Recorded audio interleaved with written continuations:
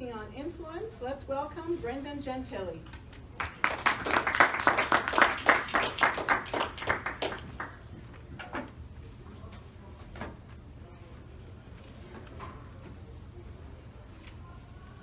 Let me start off by asking you a question. How many of you feel that you have been a victim of influence? Few of you. So let me ask for the people who didn't raise their hand, maybe I'll give you a few examples. Have you ever been influenced by a boss to take on assignments? Influenced by your friends, your children maybe? Have you ever been called up to have a magazine subscription and you decide to get it even though you never read the magazine anymore? Has your friend ever said, oh, can you do me this favor? Because you owe me one, and you had to do it because you owed them one? Or have you ever sworn off cookies and candy, but the minute that the girl guides come knocking on your door, you buy a few boxes anyways? Whether you realized it or not, a method of influence was probably employed on you. And influence and the psychology of persuasion, influence is basically why we say yes. So it's why we say yes to a request when otherwise we would have said no. Recently, I read a book out of interest called Influence and the Psychology of Persuasion by Robert Cialdini, who is a PhD in psychology. And in this book, Robert outlines 6 methods of persuasion typically used by more commonly salespeople to try and convince you to buy a service or product. In my presentation, I'd like to go through these methods of influence and touch on 3 of the 6 that he goes through in this book. And more importantly, I think I want to go through these to identify how people try to influence you to buy a product. So this could be a car salesperson trying to influence you to buy a more expensive car than you came in to buy. Some of these people could have malicious reasons for trying to influence your decisions. And so I'd like to go through these and identify a few methods of influence so that you can then protect yourself against them. And I'll teach you how to identify them and then how to protect yourself. So how many of you think this would be a good thing to learn today? Yes. Awesome. Well, let's get started.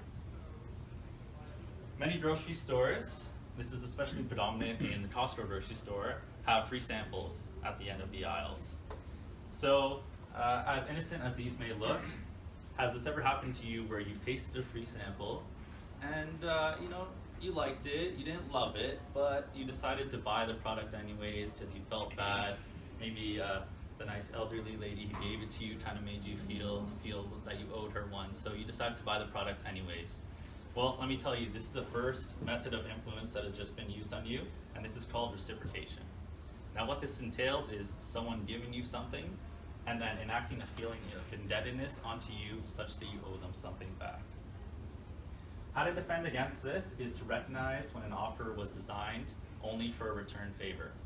So a more close to home example could be if your friend invites you out to Tim Hortons and decides to buy you a donut. Oh, that's super nice. But then the minute you bite into that donut, your friend asks you for something else in return. Oh, can you help me move this weekend? Can I maybe borrow some money from you? It's at this point you should know that they only bought you that donut so that they could ask for a return favor, and that should empower you to be able to say no to their request, unless you really want to help them out, that is. Our second method of persuasion is commitment and consistency. So I like to refer to this as the gym scenario. So imagine this, you decided that you want to be healthier, live a healthier lifestyle, so you decide to join a gym. Fair enough, a lot of us have done that. But here's where the method of influence takes over by the person who's running sales at the gym. You go into their office, you sign up for a gym membership. By the time you come out, not only do you have a gym membership, you also have personal training lessons for the next 35 years of your life. You decided to go on a juice cleanse every 2 weeks, and on Sundays you can only eat broccoli. So how did this end up happening? It's likely that the person selling you the gym membership used your commitment and consistency to being healthy to try and upsell you and sell you more.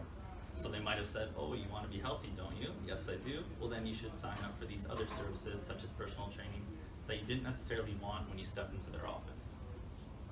How to defend against this is to recognize when you're being pushed into a corner and and trust your gut.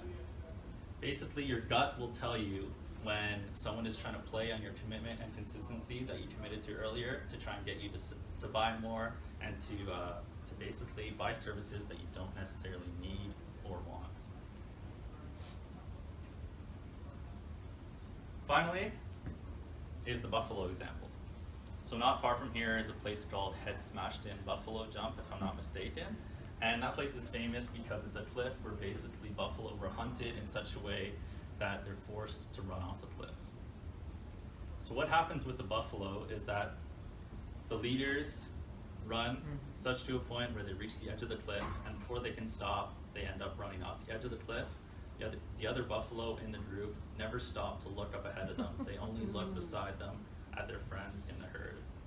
So before they knew it, they meet their own demise by free will. So the same thing can happen to us. I apologize for the crude example, but it brings the point home that doing the same as others is often what we rely on. We look to others to try and copy them and do the same thing, but this could be a method of influence used by salespeople. How we can defend against this is to not rely on social proof alone.